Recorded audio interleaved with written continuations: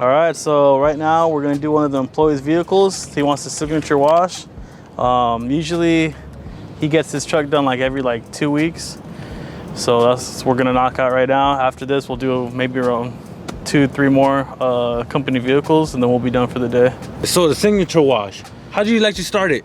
It just depends. Like for example, right now I'm probably gonna start off with the exterior. Yeah, but when it comes to like interior details, like the shampooing and everything, I always start with the interior first.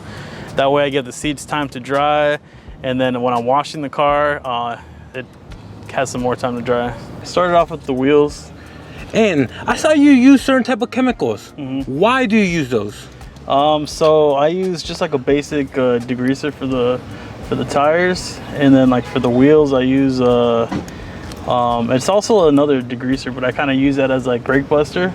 So that kind of just breaks down like the grime that's on there, and then I rinse both of them off once I finish scrubbing.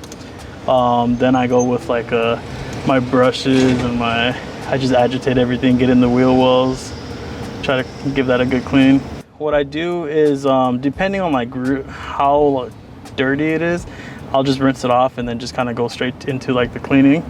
I'll foam it up and then start working. If a car is like they went off-roading, I'll give it a good rinse off, and then I'll do like the pre-foam. I like to use the PNS with that. I think it's called it's Pearl something. I forgot what it was, but that's really good, because what you do is you rinse off the car, foam it up with that, and then you just kind of let it sit, and you'll just see all the dirt and the grime just kind of falling off. Then you give that another rinse down, and then you go ahead and foam it up with like your main soap, and then I go ahead and clean it. Just go at it with like a mitt, rinse it all off, dry it. All right, Jerry, so now we're moving on to the inside. Yes, sir. What chemicals do you use? So this one right here, it's of a detail shop out in Baldwin Park. It's called Auto Detail Supplies Outlet. It's their all-purpose cleaner. It's called New Clean. Great stuff. I use it every single day. It's not harsh on the interiors. They say you can use it just for anything else, but I mainly use it for the interior. So what I do is I use it for my wipe downs. I use it for if I need to, like door jambs, you know, just something easy to take care of. This stuff, you could dilute it. It comes concentrated. Yeah, it does great. I mean, it's never really messed anything up. So when you're doing the inside, what areas do you really try to focus on for the customer?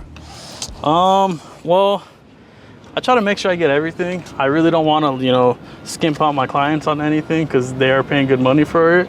One thing that I do notice though, and I know some other detailers say it too, and for the new people that don't know, you really want to focus on the driver's side, because that's where the driver's going to be.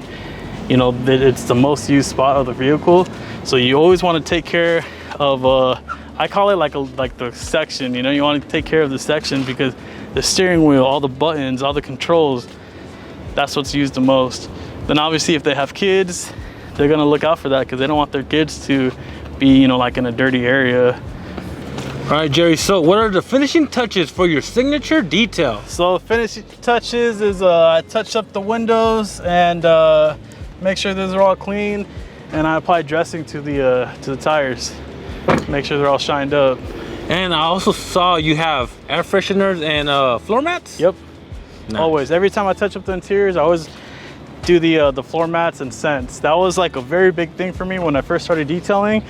I knew that I wanted to do that, because when I was younger, I used to get a kick out of seeing that at car washes. Not everybody does that. I think it's a nice little touch.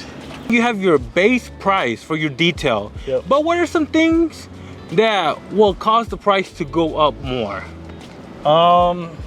Sometimes clients, they don't need like a full interior detail, like, you know, shampoo for everything. Sometimes they'll have like a little stain, so they ask me like, oh, can you take care of this? I'll take care of stains for like maybe like 40 bucks. If they need a seat shampooed, I'll charge like 60.